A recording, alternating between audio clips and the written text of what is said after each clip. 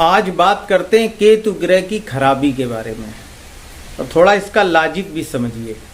आपने बहुत लोगों से सुना होगा, वीडियो देखे होंगे, लेकिन मैं जो आज जानकारी दे रहा हूँ वो बिल्कुल अलग है। मैं अक्सर कहता हूँ पराविज्ञान में शोध।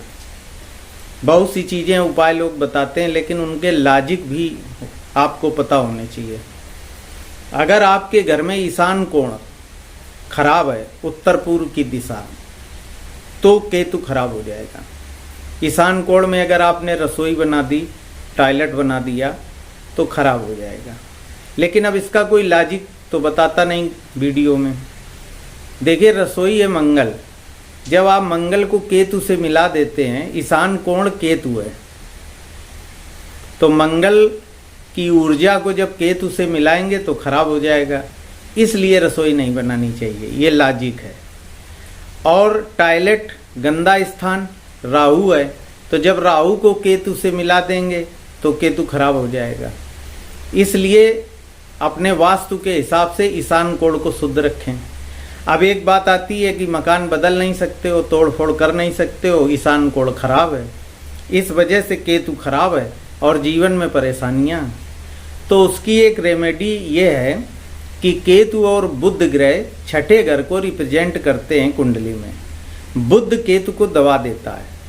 अब बुध हैं चिड़ियाँ, पक्षी, तो आप कई प्रकार का अनाज चिड़ियों को डाल दिया करें खाने के लिए। अच्छा, ये जो कीड़े होते हैं, रेंगने वाले जीव होते हैं, ये भी केतु होते हैं। तो जब आप चींटियों को, कीड़ों को अनाज डालते हैं, पिसा हुआ अनाज डालेंगे तो चींटी खा लेंगी, और पूरा साबुत भी डाल दें तो चिड़ियाँ खाएंगी। तो जब ये कीड़े यानी कि केतु आपका अनाज का आटा खाएंगे तो उससे भी केतु बुरा प्रभाव कम कर देगा। अब ये लॉजिक मैंने बताया। अब चिड़ियों को क्यों बताया गया, पक्षियों को? पक्षी चिड़ियाँ आप देखना कीड़े खाते हैं, यानी केतु को खाते हैं। पक्षी वगैरह ये बुध का प्रतीक हैं और ये केतु को खा जाते हैं। तो इनको अगर आप दाना डालेंगे अलग अलग प्रकार के अनाज का, तो भी केतु आपका ठीक होगा। अब बहुत महत्वपूर्ण एक बात और समझ लें कि अगर किसी की कुंडली में छठे घर में केतु है और खराब फल दे रहा है। देखिए, एक व्यक्ति आए, उनका शुक्र बहुत अच्छा था कुंडली में, फिर भी वो सुख नहीं प्राप्त कर रहे थे। लग्जरी का ग्रह शुक्र है, हर तरह का सुख देता है, शुक्र बहुत अच्छा है, स्वराशि का है, फिर फल क्यों अच्छे नहीं दे रहा? दरअसल केतु खराब था। शुक्र कितना भी अच्छा आपकी कुंडली में हो, वो आपको साधन तो देगा सुख के, लेकिन उनका उपयोग आप तभी कर पाएंगे जब केतु अच्छा हो। केतु ग्रह ही उपयोग कराता है, नहीं तो आप उपयोग नहीं कर पाएंगे। और फिर आप कहते हैं कि शुक्र बहुत अच्छा, कारण क्या है? तो आज मैंने लॉजिक बताया। शुक्र के साथ केतु को अच्छा करना पड़ेगा, तभी सुख आप उठा पाएंगे।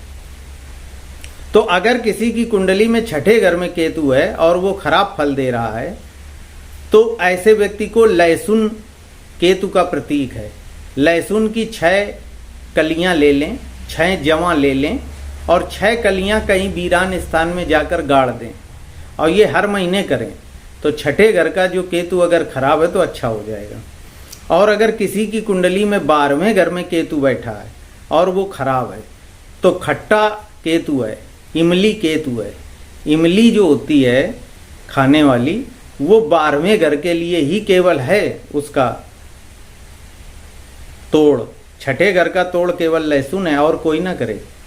तो 12वें घर में केतु है तो इमली 100-200 ग्राम गुरुद्वारे में या किसी धार्मिक स्थान पे मंदिर में दान दें, और ऐसे मंदिर में दें जहाँ पर खाना बनता हो, बर्तन धुले जाते हों।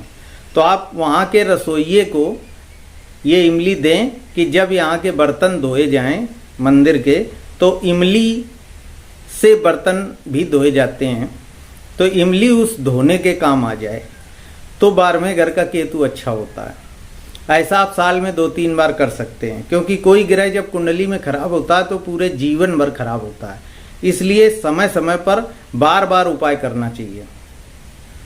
अच्छा, अगर कुंडली में छठे घर और 12वें घर में केतु नहीं है, दूसरे घरों में कहीं भी बैठा है, जितने भी बाकी घर हैं 10, वहाँ बैठा है और खराब है, तो उसके लिए एक रेमेडी तीसरी अलग है।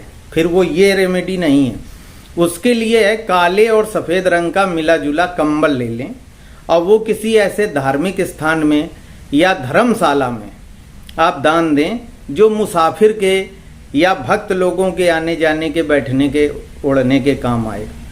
और ना हो पाए तो गुरुद्वारे या मंदिर में पुजारी को दे दें, तो वो उसमें आसन लगा के बैठे पूजा पाठ करें। तो ये मैंने केतु का बहुत अलग अलग तरीके से समझा के आपको लॉजिक बताया, करके देखिए, लाभ होगा। जानकारी ठीक लगे तो वीडियो को शेयर करें, चैनल को सब्सक्राइब करें। जय श्री राधे।